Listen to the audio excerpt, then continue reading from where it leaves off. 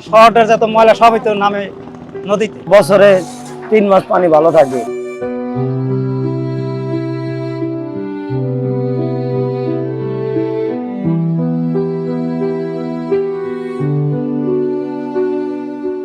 দর্শক, বুড়িগঙ্গা নদী যে নামটি শুনলেই আপনাদের চোখে ভাসে কালো কালো পানি আর একেবারে ময়লা আবর্জনার চিত্র। সেই চিত্র আসলে বদলে গিয়েছে। বর্তমানে বুড়িগঙ্গার পানি একেবারে স্বচ্ছ টলটলে। বুড়িগঙ্গার এই চিত্র থাকবে আসলে 3টি মাস জুড়ে।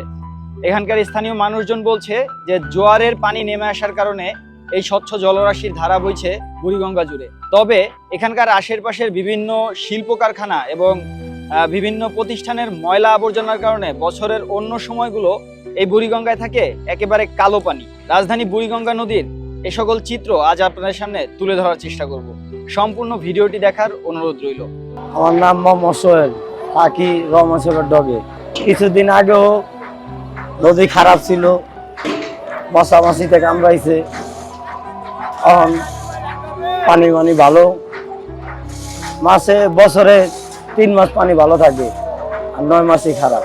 তখন তো মনে করেন ময়লা মালি আবর্জনা, তারপরে শরীরে রোগ বিধিক হয়।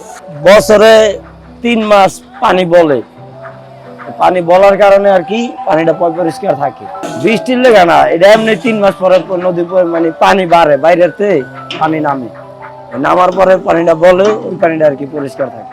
এই নৌকা দম দুইতে সুবিধা হয়, নিজেদের শরীরে গোড়াগাড়ি হয় না।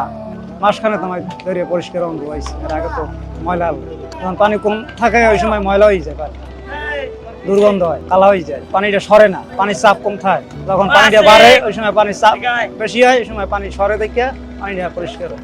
ওই ময়লা আবর্জনা যদি নদীতে না ফেলায়, না আসে, তাই তো পরিষ্কার থাকে। ময়লার কারণেই তাই শহরের যত ময়লা সবই তো নামে নদীতে। এইটাই তো সব পানি পরিষ্কার হয়ে যায়। ময়লা আবর্জনা না হালায় তাই তো পরিষ্কার থাকে। পরিষ্কার থাকলে মানে দুর্গন্ধ হয় না, পানিটা দিয়ে গোসল করা যায়, খাওয়ান যায়, মানুষে ব্যবহার করতে পারে।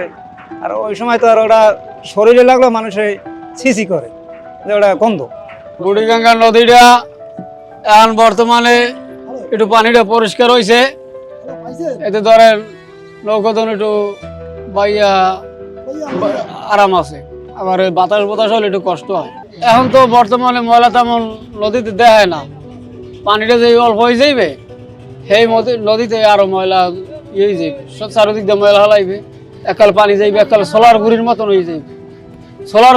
হয়ে যাইবে, শেষে নদীটা এককালে এই পানি ধরন হয়ে যাইবে না।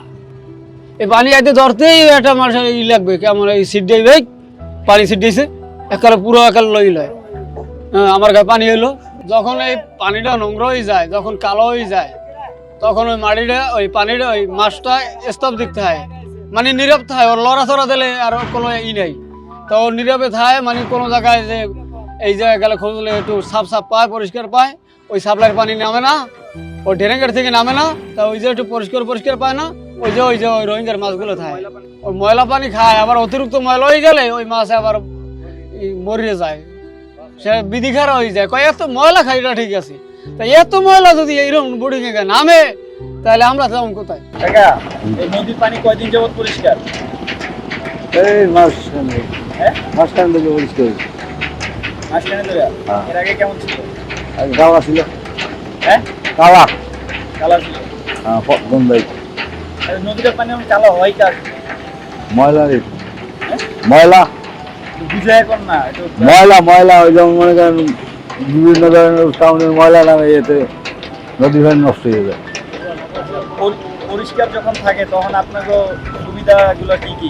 সুবিধা হইলে মানুষ গোসল করতে পারে, ভালো হয়, মানে সব আর কি কি কাজে লাগে পরিষ্কার সময় পানিগুলো? পানি তো সব কাজেই লাগে, পানি কোনো কাজে আছে। মানুষ গোসল আদি রান্না বাড়াও তো এখানে দিয়েই করছে, পরিষ্কার হয়ে যায়। ময়লার সময় কি গোসল করতে পারে না, এটা দুর্গন্ধ হয় তো। কয়দিন থাকবে পরিষ্কার 3 মাস থাকবে।